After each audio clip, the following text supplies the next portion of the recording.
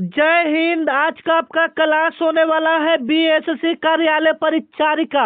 और आज के इस वीडियो में आपको ऐसे प्रश्न बताने वाले हैं जो सीधे आपके एग्जाम में आ सकता है। तो आज का आपका पहला प्रश्न है, सिम का पूर्ण रूप क्या होता है। पूर्ण रूप कहने का मतलब इसका पूरा नाम क्या होता है या इसका फुल फॉर्म क्या होता है। बीएससी खुद कहता है कि मैं आपके एग्जाम में पूर्ण रूप यानी पूरा नाम यानी फुल फॉर्म से 2-3 प्रश्न पूछूंगा। तो यहाँ पर जो भी प्रश्न आपको बताएंगे वो आपकी एग्जाम के लिए काफी इंपॉर्टेंट है। सिम का जो पूर्ण रूप होता है वह होता है सब्सक्राइबर आइडेंटिटी मॉड्यूल होता है। सिम का पूरा नाम क्या होता है, सब्सक्राइबर आइडेंटिटी मॉड्यूल होता है। इससे रिलेटेड आपके एग्जाम में 3 ऐसे प्रश्न है जो बार बार रिपीट हो रहा है। जैसे में पिछले साल पूछा गया था कि जीडीपी का पूरा नाम क्या होता है। पूरा नाम पूछ दे, फुल फॉर्म पूछ दे या पूर्ण रूप पूछ दे, तीनों बात एक ही है, तीनों को हम लोग वही बोलते हैं। ठीक है, तो जीडीपी का पूरा नाम क्या होता है याद रखिएगा। जीडीपी का पूरा नाम होता है ग्रोस डोमेस्टिक प्रोडक्ट होता है। क्या होता है, ग्रोस डोमेस्टिक प्रोडक्ट होता है। जीएसटी का पूरा नाम क्या होता है याद रखिएगा, गुड एंड सर्विस टैक्स होता है। एटीएम का पूरा नाम क्या होता है, ऑटोमेटिक टेलर मशीन होते हैं। इससे संबंधित ये 3 ऐसे प्रश्न है जो आपकी एग्जाम में पूछा जा सकता है। तो आप इसको अच्छे से देख लेंगे, तीनों ऐसे प्रश्न है जो आपकी एग्जाम में देखने को मिलेगा। ठीक है, तो फुल फॉर्म से यहाँ पर क्लियर कर लीजिएगा। सिम का पूरा नाम क्या होता है, सब्सक्राइबर आइडेंटिटी मॉड्यूल होता है। जीडीपी का पूरा नाम क्या होता है, ग्रोस डोमेस्टिक प्रोडक्ट होता है। जीएसटी का पूरा नाम क्या होता है, गुड एंड सर्विस टैक्स होता है। एटीएम का पूरा नाम क्या होता है, ऑटोमेटिक टेलर मशीन होता है। ठीक है, चलिए सेकंड नंबर आपका प्रश्न है कि राष्ट्रीय मतदाता दिवस कब मनाया जाता है। बीएससी खुद कहता है कि मैं आपके एग्जाम में दिवस से 4-5 प्रश्न पूछूंगा। तो 4-5 प्रश्न आपके एग्जाम के लिए काफी इंपॉर्टेंट है। राष्ट्रीय मतदाता दिवस कब मनाया जाता है, ये सवाल आपके एग्जाम में पूछने का संभावना है, तो आप इसको अच्छे से देख लेंगे। तो राष्ट्रीय मतदाता दिवस 25 जनवरी को मनाया जाता है। राष्ट्रीय मतदाता दिवस कब मनाया जाता है, 25 जनवरी को राष्ट्रीय मतदाता दिवस मनाया जाता है। ठीक है ना, याद रखिएगा। राष्ट्रीय मतदाता दिवस कब मनाया जाता है, 25 जनवरी को। 25 जनवरी 1950 ईस्वी को भारतीय चुनाव आयोग का गठन हुआ था, इसीलिए 25 जनवरी को क्या मनाते हैं, मतदाता दिवस के रूप में मनाते हैं। इससे 3 ऐसे इंपॉर्टेंट लाए हैं जो आपके एग्जाम में बार बार रिपीट हो रहा है एवं पूछने का संभावना है। महिला दिवस कब मनाया जाता है, तो महिला दिवस कब मनाया जाता है, 8 मार्च को आपका महिला दिवस मनाया जाता है। मजदूर दिवस कब मनाया जाता है याद रखिएगा, 1 मई को आपका क्या मनाते हैं, मजदूर दिवस मनाते हैं। विज्ञान दिवस कब मनाते हैं याद रखिएगा, 28 अगस्त को आपका क्या मनाते हैं, 29 अगस्त को, 28 फरवरी को ना, हाँ 1 मिनट कहाँ जा रहा है, हाँ 28 फरवरी को हम लोग क्या मनाते हैं, 28 फरवरी को विज्ञान दिवस मनाते हैं। ठीक है, एक आपका पूछता है कि 14 सितंबर को हम लोग क्या मनाते हैं, तो हिंदी दिवस मनाते हैं। हिंदी दिवस कब मनाते हैं, तो 14 सितंबर को। एक आपका आता है कि खेल दिवस कब मनाते हैं, तो खेल दिवस आपका 29 अगस्त को मनाते हैं। फिर से हम एक बार रिविजन करवा देते हैं ताकि कोई दिक्कत न हो, यहाँ से प्रश्न जो भी आपके एग्जाम में आए वो सीधा छप जाए। ठीक है, तो राष्ट्रीय मतदाता दिवस कब मनाया जाता है, 25 जनवरी को आपको राष्ट्रीय मतदाता दिवस मनाते हैं। क्यों मनाते हैं, क्योंकि 25 जनवरी 1950 ईस्वी को भारतीय चुनाव आयोग का गठन हुआ था, इसलिए हर एक साल 25 जनवरी को क्या मनाते हैं, राष्ट्रीय मतदाता दिवस मनाते हैं। ठीक है, महिला दिवस कब मनाया जाता है, 8 मार्च को आपका महिला दिवस मनाते हैं। ये सवाल आपके एग्जाम में पूछा जा सकता है। मजदूर दिवस आपका 1 मई को मनाया जाता है। विज्ञान दिवस आपका कब हो गया, 28 फरवरी को आपका विज्ञान दिवस हो गया। 28 फरवरी को आपका क्या मनाया जाता है, विज्ञान दिवस मनाया जाता है। 29 अगस्त को आपका क्या मनाया जाता है, खेल दिवस मनाया जाता है। याद रखिएगा, ये सारे क्वेश्चन आपके एग्जाम के लिए काफी इंपॉर्टेंट है और मैं वादा करता हूं कि अगर आप इस क्लास को पूरा देख लेते हो तो यहां से आधा से ज्यादा प्रश्न आपके एग्जाम में देखने को मिलेगा। तो तीसरा नंबर आपका प्रश्न है कि भारत में नियंत्रण एवं महालेखक परीक्षक जिसको हम लोग CAG बोलते हैं, उसका नियुक्ति कौन करता है? तो ये जो नियंत्रण एवं महालेखक परीक्षा है यह पूरे देश का निरीक्षण करता है, मतलब परीक्षा करता है। जैसे में कोई काला धन कमाए, तो ये सब सारा ये कौन सा देखता है? नियंत्रण एवं महालेखक परीक्षक देखता है। इसका नियुक्ति कौन करता है? इसको राष्ट्रपति ही, मतलब सारा जो इसका होता है वो राष्ट्रपति ही इसको, मतलब जो भी ये रिपोर्ट बनाएगा, नियंत्रण एवं महालेखा परीक्षक जो रिपोर्ट बनाएगा, देश में जीडीपी क्या हो रहा है, बढ़ रहा है कि घट रहा है, ये सब आपका ये सब देखता है। ठीक है, तो ये राष्ट्रपति नियुक्ति करता है। कौन इसका नियुक्ति करता है? राष्ट्रपति करता है। जो इसका रिपोर्ट बनाता है वो राष्ट्रपति को ही देता है। जो इसको मतलब हटा सकता है, जैसे में उस पद से हटा सकता है, तो राष्ट्रपति ही उसको हटा सकता है। ठीक है, अगर वर्तमान में बात करेंगे तो अभी वर्तमान में सीएजी कौन है, नियंत्रण एवं महालेखक परीक्षक कौन है? तो याद रखिएगा, ये हो सकता है आपके एग्जाम में पूछ दे, तो याद रखिएगा के संजय मूर्ति है। कौन है? के संजय मूर्ति अभी वर्तमान में नियंत्रण एवं महालेखक परीक्षक है। याद रखिएगा, ये क्वेश्चन आपके एग्जाम के लिए काफी इंपॉर्टेंट है। ठीक है, चलिए 4 नंबर आपका सवाल है कि संविधान की 8वीं अनुसूची में वर्तमान में कितनी भाषाएं हैं? बीएससी खुद कहता है कि मैं आपके एग्जाम में संविधान से प्रश्न पूछूंगा, तो आपके एग्जाम में संविधान से 4-5 प्रश्न पूछा जाता है, तो आप इसको अच्छे से देख लेंगे। ठीक है, बाहर संविधान की जो 8वीं अनुसूची में है, टोटल 22 भाषाओं को मान्यता प्राप्त है। कितना भाषाओं को मान्यता प्राप्त है? 22 भाषाओं को मान्यता प्राप्त है। 8वीं अनुसूची में 22 भाषा को रखा गया है। कितना भाषा को रखा गया है? 22 भाषा को रखा गया है। ठीक है, याद रखिएगा। कभी कभी आपके एग्जाम में सवाल बनता है कि जो राष्ट्रपति शासन करता है किस अनुच्छेद के तहत करता है? तो अनुच्छेद 356 के तहत राष्ट्रपति जी शासन करते हैं। और आपातकाल जो लगाया जाता है भारत में, वह किस अनुच्छेद के तहत लगाया जाता है? तो 352 अनुच्छेद के तहत लगाया जाता है। याद रखिएगा, एक क्वेश्चन आपकी एग्जाम के लिए काफी इंपोर्टेंट है। ठीक है, चलिए 5 नंबर आपका सवाल है कि बिहार में पहली बार राष्ट्रपति शासन कब लगाया गया? बिहार में पहली बार राष्ट्रपति शासन कब लगाया गया? याद रखिएगा, 1968 ईस्वी में बिहार में पहली बार राष्ट्रपति शासन लगाया गया था। कैसे लगाया गया था?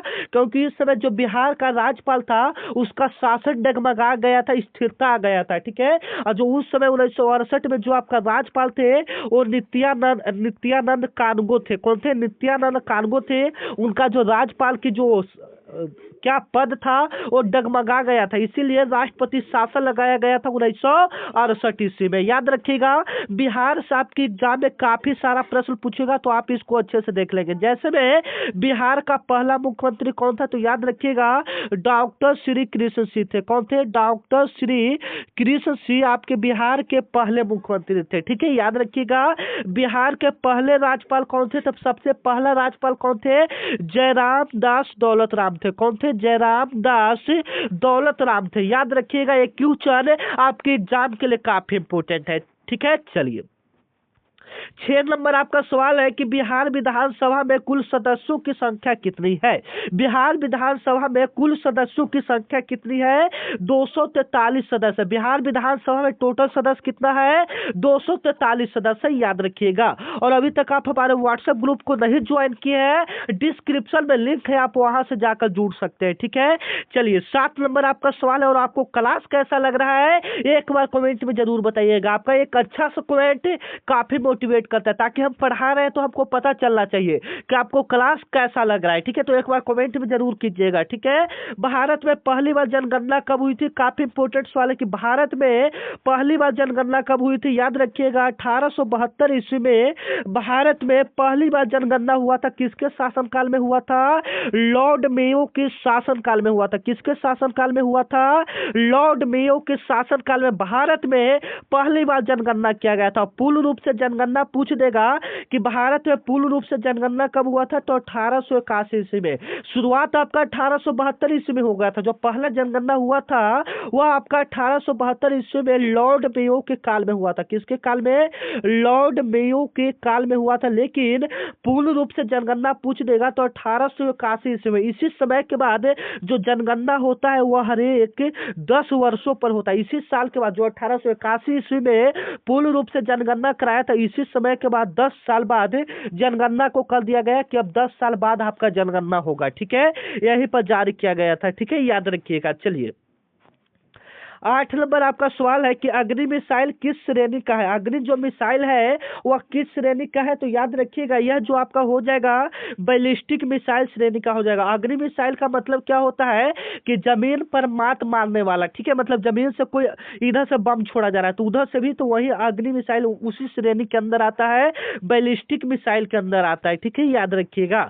8 नंबर आपका सवाल है जो कि आपके एग्जाम के लिए काफी इंपोर्टेंट है। इस वीडियो के अंदर आपको जीके के पहले 40 क्वेश्चन करवाएंगे, उसके बाद हिंदी के क्वेश्चन करवाएंगे, उसके बाद मैथ के क्वेश्चन करवाएंगे, ठीक है। तो कोशिश कीजिए कि 40 में से आपका 20 प्लस प्रश्न सही हो जाए, ठीक है। और चैनल को अभी तक सब्सक्राइब नहीं किया है तो चैनल को सब्सक्राइब कर लेंगे, क्योंकि यह चैनल आपका भाई, आपका दोस्त, आपका साथी है। जब तक आपका एग्जाम नहीं हो जाएगा यहाँ पर डेली आपको रोजाना क्लासेज मिलेगा, ठीक है। यह भाई आपका पीछे खड़ा है, ठीक है। आप लोग बस मेहनत कीजिए, तैयारी में लगे रहिए और चैनल को सब्सक्राइब कर लीजिए, ठीक है। चलिए, भारतीय रिजर्व बैंक का भारतीय रिजर्व बैंक का राष्ट्रीयकरण कब हुआ था। आरबीआई बैंक का राष्ट्रीयकरण कब हुआ था, याद रखिएगा, ठीक है। आरबीआई बैंक का राष्ट्रीयकरण कब हुआ था, याद रखिएगा 1949 ईस्वी में। आरबीआई का राष्ट्रीयकरण कब हुआ था, 1949 ईस्वी में, याद रखिएगा। और इसका स्थापना की बात करेंगे तो 1935 ईस्वी में इसका स्थापना हुआ था। इसका राष्ट्रीयकरण के पूरी डेट की बात करेंगे तो 1 जनवरी 1949 ईस्वी को इसका राष्ट्रीयकरण हुआ था, लेकिन इसका स्थापना 1935 ईस्वी में हुआ था, ठीक है। चलिए, जो 10 नंबर आपका सवाल है कि राज्यसभा के सदस्यों का कार्यकाल कितने वर्षों का होता है, याद रखिएगा राज्यसभा के जो सदस्य होता है उसका कार्यकाल आपका 6 वर्षों का होता है। कितने वर्षों का होता है, 6 वर्षों का होता है। ए वाला ऑप्शन, सी वाला ऑप्शन क्या करेंगे, बिल्कुल सही करेंगे। और जो लोकसभा के सदस्य रहेगा, कौन सा सभा का, लोकसभा का जो सदस्य रहेगा उसका कार्यकाल आपका 5 वर्षों का होगा। जैसे में मुखिया हो गया, प्रधानमंत्री हो गया, ये सब का सदस्य जो होगा, जो कार्यकाल होगा कितने वर्षों का होगा, 5 वर्षों का होगा, ठीक है, याद रखिएगा। चलिए, 11 नंबर आपका सवाल है कि भारत का पहला परमाणु परीक्षण कहाँ हुआ था। जो सवाल आपको आ रहा है आप उसका जवाब कमेंट में देते जाएंगे, ठीक है ना, ताकि हमको पता चले कि आपने कितना प्रश्न को सही किया, और जो मैं बोल रहा हूँ उससे मिलाते जाइएगा, ठीक है। चलिए, भारत का पहला परमाणु परीक्षण कहाँ हुआ था, याद रखिएगा पोखरण में हुआ था। पोखरण आपका कहाँ में है, राजस्थान में। पहला परमाणु परीक्षण कहाँ में हुआ था, पोखरण में हुआ था। पोखरण कहाँ में है, राजस्थान में। और कब पूछ देगा, जैसे में हो सकता है किसी इंपोर्टेंट सवाल पूछ दे कि भारत का पहला परमाणु परीक्षण कब हुआ था, तो आप लोग याद रखिएगा 18 मई 1974 ईस्वी को हुआ था। 18 मई 1974 ईस्वी को भारत का पहला परमाणु परीक्षण पोखरण में हुआ था, राजस्थान में। 18 मई 1974 ईस्वी को हुआ था। और जो उसका नाम था, जो पहला परमाणु परीक्षण किया गया था, उसका नाम दिया गया था स्माइलिंग बुद्धा। क्या नाम दिया गया था, स्माइलिंग बुद्धा उसका नाम दिया गया था, याद रखिएगा, ठीक है। चलिए, 12 नंबर आपका सवाल है कि हरित क्रांति का जनक किन्हें कहा जाता है। ये वाला सवाल आपके हर एक वीडियो में बताते हैं हम, तो आप लोग इसका जवाब दीजिएगा 12 का कौन सा सही होगा, ठीक है। चलिए, 13 नंबर आपका सवाल है कि बिहार में लोकायुक्त की नियुक्ति कौन करता है। बिहार में लोकायुक्त की नियुक्ति कौन करता है, तो राज्यपाल करता है। कौन करता है, राज्यपाल करता है, याद रखिएगा, ठीक है। चलिए, 14 नंबर आपका सवाल है कि भारतीय संविधान का कौन सा अनुच्छेद वित्त आयोग से संबंधित है। ऐसा कौन सा अनुच्छेद है जो वित्त आयोग से संबंधित है, तो वित्त आयोग से आपका अनुच्छेद 280 संबंधित है। वित्त आयोग से कौन सा अनुच्छेद संबंधित है, अनुच्छेद 280 आपका वित्त आयोग से संबंधित है, ठीक है, याद रखिएगा। और संविधान से आपके एग्जाम में बहुत सारा प्रश्न पूछेगा, जैसे में अभी आप लोग देख लिए एक प्रश्न। आगे चलते हैं, भारत का सबसे बड़ा बंदरगाह जो कार्गो हैंडलिंग है वह कौन सा है, ठीक है। ऐसे तो आपको सभी को पता है कि जो भारत का सबसे बड़ा बंदरगाह है वह कौन सा बंदरगाह है, मुंबई बंदरगाह है। लेकिन यहाँ पर जो ब्रैकेट में दे दिया है कार्गो हैंडलिंग, वो कौन सा बंदरगाह है, कार्गो हैंडलिंग कौन सा बंदरगाह है, तो याद रखिएगा वह कांडला बंदरगाह हो जाएगा। वह कौन सा बंदरगाह हो जाएगा, कांडला बंदरगाह हो जाएगा, ठीक है। कार्गो हैंडलिंग बंदरगाह कौन सा है, तो कांडला बंदरगाह हो जाएगा। का से कार्गो और का से कांडला, आप इस प्रकार से इसको याद रख सकते हैं, ठीक है। चलिए, नीली क्रांति किससे संबंधित है? नीली क्रांति आपका किससे संबंधित है, याद रखिएगा। तो ये आपका किससे हो जाएगा, अगर आपको पता है तो कमेंट में जवाब दीजिए। नीली क्रांति किससे संबंधित है? तो मछली उत्पादन से संबंधित है, ठीक है। श्वेत क्रांति एक आपका पूछता है, क्या पूछता है? श्वेत क्रांति पूछता है। तो श्वेत क्रांति आपका किससे हो जाता है? दूध उत्पादन से हो जाता है। श्वेत क्रांति आपका किससे हो जाता है? दूध उत्पादन से हो जाता है। हरित क्रांति आपका किससे हो जाता है? कृषि से हो जाता है, ठीक है। चलिए, बिहार का पहला विश्वविद्यालय कौन सा था? बिहार का पहला विश्वविद्यालय कौन सा था? काफी इंपोर्टेंट है, तो सभी को पता है। पटना विश्वविद्यालय आपका बिहार का पहला विश्वविद्यालय। इसका स्थापना जो हुआ था वह हुआ था आपका 1917 ईस्वी में। कब हुआ था? 1917 ईस्वी में बिहार का पहला विश्वविद्यालय यानी पटना विश्वविद्यालय का स्थापना हुआ था, ठीक है। चलिए, 18 नंबर आपका सवाल है कि भारत में शून्य बजट प्राकृतिक खेती का बढ़ाव किसने दिया था? भारत में शून्य बजट प्राकृतिक खेती का बढ़ाव किसने दिया था? तो कृषि मंत्रालय ने दिया था। किसने दिया था? कृषि मंत्रालय ने दिया था, याद रखिएगा। चलिए,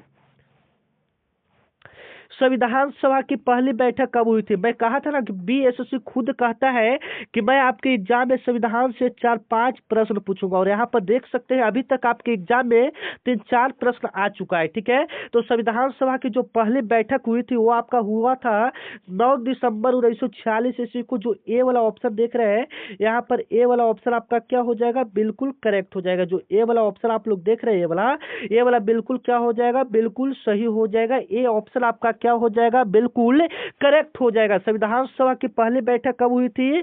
9 दिसंबर 1946 ईस्वी को हुआ था। इसमें 211 सदस्य थे। इसमें कितने सदस्य थे? 211 सदस्य थे जब ये पहली बैठक हो रही थी, तो ठीक है, याद रखिएगा। और इसी में 2 अध्यक्ष बनाया गया, एक आपका अस्थायी अध्यक्ष और एक आपका अस्थायी अध्यक्ष। तो अस्थायी अध्यक्ष आपका डॉक्टर राजेंद्र प्रसाद थे। कौन थे? डॉक्टर राजेंद्र प्रसाद आपका अस्थायी अध्यक्ष थे, और अस्थायी अध्यक्ष कौन हो जाएंगे? डॉक्टर सच्चिदानंद सिन्हा हो जाएगा, ठीक है। चलिए, भारत का राष्ट्रीय राज्य जल मार्ग वह किस नदी पर है? जो भारत का राष्ट्रीय राज्य जल मार्ग है वह किस नदी पर है? तो ठीक है, तो वह आपका किस नदी पर हो जाएगा? आप लोग बताइएगा कमेंट में। तो वह आपका किस नदी पर हो जाएगा? तो गंगा नदी पर हो जाएगा। कौन सा नदी पर हो जाएगा? गंगा नदी पर हो जाएगा। और इसका लंबाई की बात करेगा तो यह कितना मीटर लंबा है? याद रखिएगा, 1620 मीटर लंबा है। कितना मीटर लंबा है? 1620 मीटर लंबा है। NH1 किस नदी पर है? तो गंगा नदी पर है, 1620 मीटर लंबा है, ठीक है। चलिए,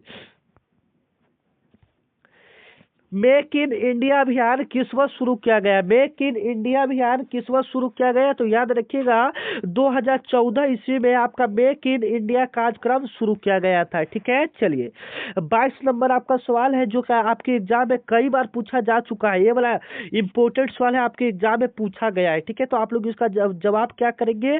कमेंट में देंगे 22 का कौन सा सही होगा, ठीक है। चलिए,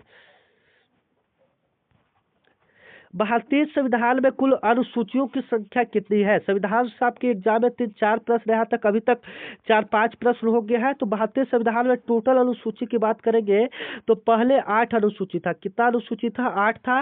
लेकिन जब संशोधन किया गया था, टोटल जो अनुसूची की संख्या हो गया वह आपका 12 अनुसूची हो गया। कितना अनुसूची हो गया? 12 हो गया। ये सी वाला ऑप्शन देख रहे हैं, ये वाला बिल्कुल राइट हो जाएगा, ठीक है। चलिए, राष्ट्रीय आय की गणना कौन करता है? राष्ट्रीय आय की गणना कौन करता है? याद रखिएगा, राष्ट्रीय आय की जो गणना करता है केंद्रीय सांख्यिकी संगठन करता है। कौन करता है? केंद्रीय सांख्यिकी संगठन करता है। कौन करता है? केंद्रीय सांख्यिकी संगठन करता है, जिसको हम लोग शॉर्ट रूप में CSO बोलते हैं। क्या बोलते हैं? CSO। और उसी का आप मतलब CSO का ही नाम चेंज करके NSO कर दिया गया है, ठीक है। तो CSO या NSO रहे, ये दोनों आपका हो जाएगा, ठीक है, याद रखिएगा। चलिए, तो बी वाला ऑप्शन आपका क्या हो जाएगा? बिल्कुल राइट हो जाएगा। भारत में पहला पंचवर्षीय योजना कब शुरू हुआ गया था? ये वाला आपके पिछले साल के एग्जाम में पूछा गया सवाल है कि भारत में पहला पंचवर्षीय योजना कब शुरू हुआ था? याद रखिएगा, 1951 ईस्वी में। कब शुरू हुआ था? 1951 ईस्वी में आपके भारत में पहली पंचवर्षीय योजना का शुरू किया गया था, जो इसका कार्यकाल था 1951 से 1956 ईस्वी के बीच था। इसका जो कार्यकाल था 1951 से 1956 ईस्वी के बीच था, याद रखिएगा। एक काफी इंपोर्टेंट सवाल सवाल है। ठीक है, चलिए 26 नंबर आपका सवाल है कि बिहार का सबसे बड़ा जिला क्षेत्रफल के अनुसार कौन सा। बिहार का सबसे बड़ा जो जिला है वह आपका क्षेत्रफल के हिसाब से कौन सा हो जाएगा, तो आप लोग बताइएगा। तो क्षेत्रफल के हिसाब से कौन सा हो जाएगा, बिल्कुल राइट आंसर पश्चिमी चंपारण। क्या हो जाएगा, पश्चिमी, एक मिनट, बिल्कुल राइट आंसर क्या हो जाएगा, पश्चिमी चंपारण। ए वाला, बी वाला ऑप्शन आपका क्या हो जाएगा, बिल्कुल करेक्ट हो जाएगा। ठीक है, और इसका अगर क्षेत्रफल पूछेगा कि इसका क्षेत्रफल कितना है, तो याद रखिएगा इसका क्षेत्रफल 5228 किलोमीटर वर्ग किलोमीटर है। इसका जो क्षेत्रफल है 5228 वर्ग किलोमीटर है। ठीक है, 27 नंबर आपका सवाल है, भारतीय संसद का संयुक्त सत्र कौन बुलाता है। तो याद रखिएगा जो भारतीय संसद का संयुक्त सत्र बुलाता है वह कौन बुलाता है, राष्ट्रपति बुलाता है। कौन बुलाता है, राष्ट्रपति बुलाता है, याद रखिएगा। ठीक है, और किस अनुच्छेद के तहत बुलाता है, तो 108 अनुच्छेद के तहत ये बुलाता है आपका। ठीक है, चलिए स्वच्छ भारत मिशन किस वर्ष शुरू किया गया था। स्वच्छ भारत मिशन का किस वर्ष शुरू किया गया था, तो आप लोग बताइएगा। स्वच्छ भारत जो मिशन शुरू किया गया था वह आपका शुरू किया गया था, याद रखिएगा 2014 ईस्वी को। कब शुरू किया गया था, 2014 ईस्वी को, याद रखिएगा। चलिए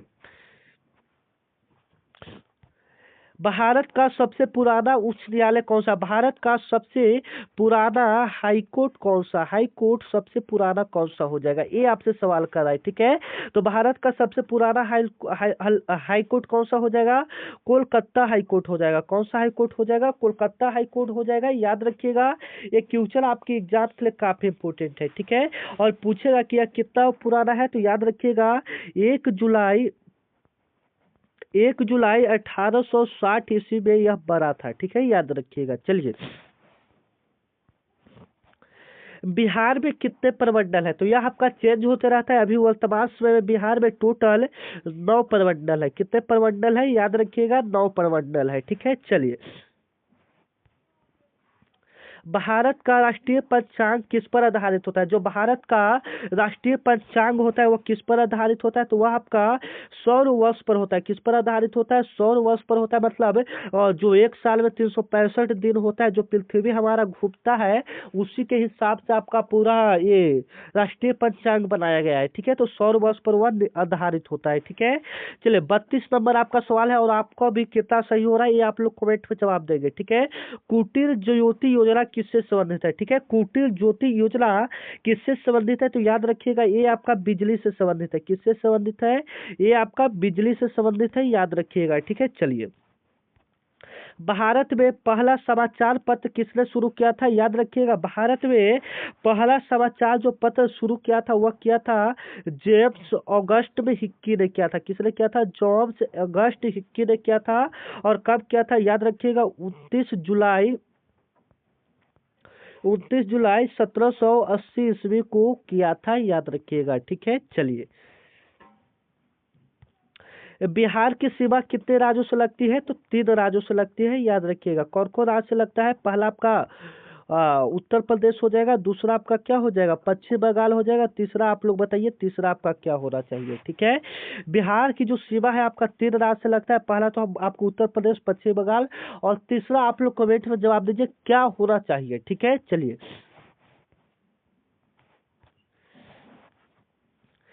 संविधान संशोधन की प्रक्रिया किस अनुच्छेद में। संविधान संशोधन की प्रक्रिया आपका किस अनुच्छेद में है, मतलब संशोधन करना है संविधान में, तो वह प्रक्रिया किस अनुच्छेद में है, तो अनुच्छेद 368 में आपका संविधान संशोधन का प्रक्रिया है, याद रखिएगा अनुच्छेद 368 में। ठीक है, चलिए 36 नंबर आपका सवाल है कि आयुष्मान भारत योजना का उद्देश्य क्या है। आयुष्मान भारत योजना का उद्देश्य आपका क्या है, तो स्वास्थ्य बीमा है। जो आयुष्मान कार्ड सभी का बन रहा था, अभी फिलहाल 1-2 महीना पहले सभी का आयुष्मान कार्ड बन रहा था, तो वह स्वास्थ्य बीमा के अंतर्गत आता है। ठीक है, अगर आप वो करवा लेते हैं तो सरकार आपको 5 लाख तक फ्री इलाज कर देता है। ठीक है, भारत का पहला महिला राज्यपाल कौन था, भारत का पहला महिला राज्यपाल कौन थी, तो याद रखिएगा सरोजिनी नायडू। अगर पहली महिला प्रेसिडेंट की बात कर दे, क्या बात कर दे, प्रेसिडेंट की बात करें, तो वो आपका प्रतिभा पाटिल जी हो जाएंगे। ठीक है, अगर भारत की पहली महिला प्रधानमंत्री की बात कर दे तो इंदिरा गांधी जी हो जाएंगे, और पहली महिला मुख्यमंत्री की बात कर दे तो सुचेता कृपलानी जी हो जाएंगे। ठीक है, चलिए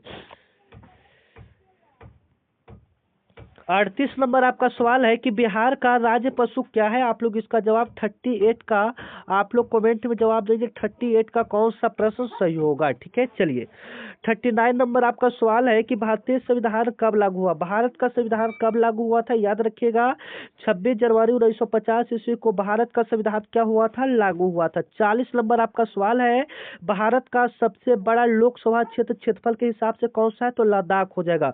लोकसभा क्षेत्र कहने का मतलब वहां पर सबसे बड़ा वोट देने वाला है लद्दाख में। ठीक है, लोकसभा क्षेत्र सबसे बड़ा आपका क्षेत्रफल के हिसाब से कौन सा हो जाएगा, लद्दाख हो जाएगा, याद रखिएगा। ठीक है, लद्दाख हो जाएगा। अगर कुल क्षेत्रफल की बात करेंगे तो 1,73,266 किलोमीटर वहां पर है। ठीक है, लोकसभा का क्षेत्र। ठीक है, चलिए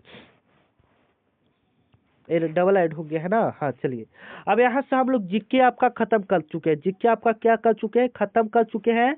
अब आप लोग बताइएगा कि 40 में से आप लोग का कितना सही हुआ। तब यहाँ से हम लोग क्या करेंगे, हिंदी करेंगे, और हिंदी के कितना वो भी प्रश्न करेंगे, 30 प्रश्न करेंगे। ठीक है, तो 30 में से आप लोग कितना प्रश्न सही कर पाते हैं यहाँ पर कमेंट में बताइएगा। ठीक है, निष्ठा शब्द का सही संधि विच्छेद क्या होगा। अगर निष्ठा का संधि विच्छेद करना है तो हम लोग निष्ठा का संधि विच्छेद क्या करेंगे, तो निह प्लस आस्था करेंगे। क्या करेंगे, निह प्लस आस्था करेंगे। बी वाला ऑप्शन आपका क्या हो जाएगा, बिल्कुल करेक्ट हो जाएगा। ठीक है, बी वाला ऑप्शन आपका क्या हो जाएगा, बिल्कुल करेक्ट हो जाएगा। ठीक है, चलिए जो देखा ना जा सके उसके लिए सही शब्द क्या बनेगा। जो चीज देखा ना जा सके उसके लिए सही शब्द क्या बनेगा, तो अदृश्य बनेगा। जो चीज को हम नहीं देख सकते उसके लिए सही शब्द क्या हो जाएगा, अदृश्य हो जाएगा। ठीक है, चलिए मुहावरा से एक प्रश्न आपके एग्जाम में पूछा जा सकता है कि लोहे के चने चबाना मुहावरे का सही अर्थ क्या होता है, तो कठिन काज करना। कठिन काज करना लोहे के चने चबाने का मुहावरे का अर्थ क्या है, कठिन काज करना। ठीक है, 4 नंबर आपका प्रश्न जो आपके एग्जाम में पूछा जा सकता है, पानी पानी होना मुहावरे का सही अर्थ क्या होगा, तो लज्जित होना ना। पानी पानी हो गया मतलब क्या हो गया, लज्जित हो गया। पानी पानी होना मतलब लज्जित होना। ये सी वाला ऑप्शन आपका क्या हो जाएगा, बिल्कुल राइट हो जाएगा। ठीक है, चलिए 5 नंबर आपका सवाल है कि उपकार शब्द का विलोम क्या होगा। उपकार शब्द का विलोम क्या होगा, याद रखिएगा अपकार होता है। क्या होता है, अपकार होता है, याद रखिएगा। डी वाला ऑप्शन आपका क्या हो जाएगा, बिल्कुल राइट हो जाएगा। ठीक है, चलिए 6 नंबर आपका सवाल है कि जो दूसरों का भला चाहता है उसके लिए एक शब्द क्या है। जो दूसरों का भला चाहता है उससे हम लोग क्या कहते हैं, तो उससे हम लोग क्या कहेंगे, परोपकारी कहेंगे। क्या कहेंगे, परोपकारी कहेंगे। ये वाला ऑप्शन आपका क्या हो जाएगा, बिल्कुल राइट हो जाएगा। सभी सिंपल सिंपल है, आप लोग भी जवाब दीजिए फटाफट कमेंट में। ठीक है, चलिए विद्या शब्द का बहुवचन क्या होगा, तो विद्या का कितना भी हम बहुवचन करेंगे तो विद्या का क्या हो जाएगा, आपका विद्या ही बहुवचन हो जाएगा। विद्या का आपका बहुवचन क्या होगा, विद्या ही हो जाएगा। ठीक है, चलिए 8 नंबर आपका सवाल है कि निशाचर शब्द का अर्थ क्या है। निशाचर शब्द का अर्थ क्या है, तो रात में चलने वाला। रात में चलने वालों को हम लोग क्या कहते हैं, निशाचर कहते हैं। यानी रात में घूमने वाला यानी चलने वालों को हम लोग क्या कहते हैं, निशाचर कहते हैं। ठीक है, चलिए गागर में सागर भरने का अर्थ क्या है। गागर में सागर भरने का अर्थ क्या है, कम शब्दों में अधिक कहना। मतलब गागर में सागर भरना है मतलब कम शब्दों में अधिक कहना। ठीक है, बी वाला ऑप्शन आपका क्या हो जाएगा, बिल्कुल करेक्ट हो जाएगा। ठीक है, चलिए राजा राम मोहन राय किस भाषा के प्रसिद्ध लेखक थे। राजा राम मोहन राय किस भाषा के प्रसिद्ध थे, आप लोग बताइएगा। ठीक है, तो ये आपका उर्दू के हो जाएंगे कि बंगला के हो जाएंगे, ये आपका बंगला के हो जाएंगे, याद रखिएगा। ठीक है, चलिए कविता शब्द कौन सा समास है। कविता आपका कौन सा समास हो जाएगा, तो कविता। इसमें दोनों शब्द आपका प्रधान हो रहा है यानी तत्पुरुष हो जाएगा। दोनों शब्द जिसमें प्रधान होता है वो आपका तत्पुरुष होता है। ठीक है, याद रखिएगा। चलिए अधगल गगरी छलकत जाए मुहावरे का सही अर्थ क्या होगा। अधगर गगरी छलकत जाए मुहावरे का सही अर्थ क्या होगा, तो बताइएगा। अधगर गगरी छलकत जाए यानी ज्ञान, मूर्ख अधिक बोलता है, नहीं होता है मूर्ख अधिक बोलता है, मतलब उसके पास थोड़ा माने ज्ञान आ गया और वो अधिक बोल रहा है। ठीक है, तो वही अधगर गगरी छलकत जाए उसका हो जाएगा। ठीक है, सर्वनाम का सही उदाहरण क्या होगा। सर्वनाम मैं आप तुम यह सब क्या होता है, सर्वनाम होता है। तो वह यहाँ पर क्या हो जाएगा, सर्वनाम हो जाएगा। नाम यहाँ पर क्या हो जाएगा, संज्ञा हो जाएगा। ठीक है, सुंदर आपका क्या हो जाएगा, विशेषण हो जाएगा। ठीक है, चलिए नीर शब्द का पर्यायवाची क्या होता है? नीर हम लोग और किसको बोल सकते हैं? पर्यायवाची का मतलब उस शब्द को और हम लोग क्या बोल सकते हैं? जैसे मान लीजिए कि बेटा रहता है, एक मिनट, जैसे मान लीजिए कि बेटा, तो बेटा को हम लोग कभी कभी क्या बोलते हैं? पुत्र भी बोलते हैं, बालक भी बोलते हैं। उसी प्रकार से दीर का क्या होगा? तो दीर का आपका क्या हो जाएगा? जल हो जाएगा। दीर का आपका क्या हो जाएगा? जल हो जाएगा। ठीक है, याद रखिएगा। चलिए 15 नंबर आपका सवाल है, भविष्य शब्द कौन सा काल का है? तो ये भविष्य काल का है। ठीक है, कोई दिक्कत की बात नहीं हो, वैसे ही प्रश्न आ गया था। ठीक है, सूरदास किस धारा के कवि थे? सूरदास आपका किस धारा के कवि थे? याद रखिएगा, सूरदास जो आपका कवि होंगे वह कृष्ण धारा के कवि होंगे। ठीक है, चलिए सत्याग्रह शब्द किस भाषा से लिया गया है? सत्याग्रह शब्द किस भाषा से लिया गया है? तो याद रखिएगा, संस्कृत भाषा से लिया गया है। ठीक है, चलिए अंधों में कान राजा का अर्थ क्या है? अंधों में कान राजा का अर्थ क्या है? याद रखिएगा, अंधों में कान राजा का अर्थ क्या हो जाएगा? तो अंधों में कान राजा मतलब मूर्खों में थोड़ा समझदार। ठीक है, चलिए 19 नंबर आपका सवाल है कि नमक हराम शब्द का सही अर्थ क्या होगा? नमक हराम का सही अर्थ क्या होगा? तो कृतधन होगा। उसको हम लोग क्या बोलेंगे? कृतधन बोलेंगे। ठीक है, जिसका कोई शत्रु नहीं हो उसको हम लोग क्या बोलेंगे? अजात शत्रु बोलेंगे। ठीक है, चलिए पुस्तकालय शब्द में कौन सा प्रत्यय है? पुस्तकालय में कौन सा प्रत्यय है? तो पुस्तक प्लस आलय, तो यहाँ पर बी ऑप्शन आपका क्या हो जाएगा? बिल्कुल करेक्ट हो जाएगा। ठीक है, चलिए 22 नंबर आपका सवाल है कि तुलसीदास दास जो थे वह किस भाषा वह किस भाषा के थे? ठीक है, तुलसीदास जो थे वह किस भाषा के थे? तो वह अवधी भाषा के थे। ठीक है, याद रखिएगा। चलिए लुकोक्ति हम लोग किसको कहते हैं? तो कहावत को हम लोग क्या कहते हैं? लुकोक्ति कहते हैं। ठीक है, नवनीत शब्द का सही अर्थ क्या होगा? नवनीत शब्द का सही अर्थ क्या होगा? आप लोग कमेंट में बताइए, नवनीत शब्द का सही अर्थ क्या होगा? ठीक है, तो नवनीत का सही अर्थ क्या हो जाएगा? बताइए, तो मक्खन हो जाएगा। क्या हो जाएगा? मक्खन हो जाएगा। ठीक है, चलिए राम ने फल खाया, वाक्य में फल क्या है? राम ने फल खाया, फल क्या है? क्रिया हो जाएगा कि कर्ता हो जाएगा कि कर्म हो जाएगा कि क्रिया की विशेषण? क्या होगा? राम ने फल खाया, यहाँ पर कौन सा हो जाएगा? ठीक है, आप लोग बताइए, तो क्या हो जाएगा? आप लोग बताइए, तो यहाँ पर कर्म हो जाएगा। वह काम था, फल उसका क्या था? खाना काम था, तो अपना कर्म कर लिया, फल हो गया, कर्म हो गया। ठीक है, चलिए श्रद्धा शब्द का विलोम क्या होगा? श्रद्धा का विलोम क्या होगा? तो आस्था ना कहता है, श्रद्धा यानी आस्था है। ठीक है, चलिए दिन रात कौन सा समास हो जाएगा? तो याद रखिएगा, दिन रात आपका द्वंद्व समास हो जाएगा। बी ऑप्शन आपका क्या हो जाएगा? बिल्कुल करेक्ट हो जाएगा। ठीक है, निलंबस शब्द किसका पर्याय है? निलंबस शब्द जो है वह किसका पर्याय हो जाएगा? याद रखिएगा, जो निलंबर होगा वह किसका होगा? आकाश का होगा ना। चलिए हाँ, जो कभी ना मरे उसके लिए सही शब्द क्या होगा? अमर। ठीक है, चलिए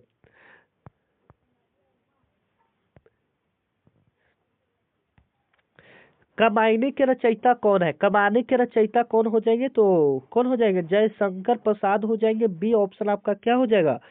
बिल्कुल राइट हो जाएगा। ठीक है, याद रखिएगा। चलिए अब यहाँ पर हम लोग कुछ मैथ का भी प्रश्न कर लेते हैं। जैसे में मैथ का भी कुछ ज्यादा नहीं करेंगे, एक दो प्रश्न हम लोग कर लेते हैं। जैसे में कभी कभी एक ऐसा प्रश्न देखने को मिल जाता है, तो इसको हम लोग कैसे सॉल्व करेंगे? 12:18 है तो 12 बटा कितना कर देंगे? 18 समानुपात है तो बराबर लिख देंगे, और 20 अनुपात है तो इसको हम लोग क्या कर देंगे? बट्टा में कुछ नहीं तो 100 लेंगे। ठीक है, यहाँ पर देखिए अनुपात का मतलब बट्टा, समानुपात का मतलब बराबर। अब 20 है, बट्टा में यहाँ पर डॉट दिया तो डॉट को हम लोग क्या मान लिए? एक्स मान लिए। ठीक है, अब यहाँ पर हम लोग क्रॉस मल्टीप्लाई करते हैं, तो 12x बराबर आएगा 300 इतना आएगा। अब इसका कटेगा तो ये कितना बार में कटेगा? 30 बार में कटेगा। तो बी बराबर आंसर कितना आ जाएगा? 30 आ जाएगा। एक्स बराबर राइट आंसर 30 आ जाएगा। ठीक है, चलिए दो संख्याओं का मसल लसा इतना है, एक संख्या दिया है तो दूसरी संख्या, इसके बराबर एक सूत्र होता है, याद रखिएगा, ए गुना बी बराबर एलसीएम गुना एचसीएफ। एलसीएम गुना क्या होता है? एचसीएफ होता है। ए आपका सूत्र होता है। ठीक है, यहाँ पर देख लीजिए, और इसी पर बैठा रहा है। ए गुना बी का मतलब पहली संख्या गुना दूसरी संख्या, तो पहली संख्या 60 दिया है, दूसरी संख्या नहीं दिया है, तो बी लिखिए। एलसीएम आपका कितना हो जाएगा? 420 है, और मसा आपका कितना है? 12 है। इतना आपका हो जाएगा।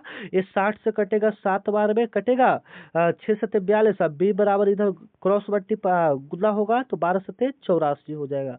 बी वाला ऑप्शन आपका क्या हो जाएगा, बिल्कुल राइट हो जाएगा। ठीक है, चलिए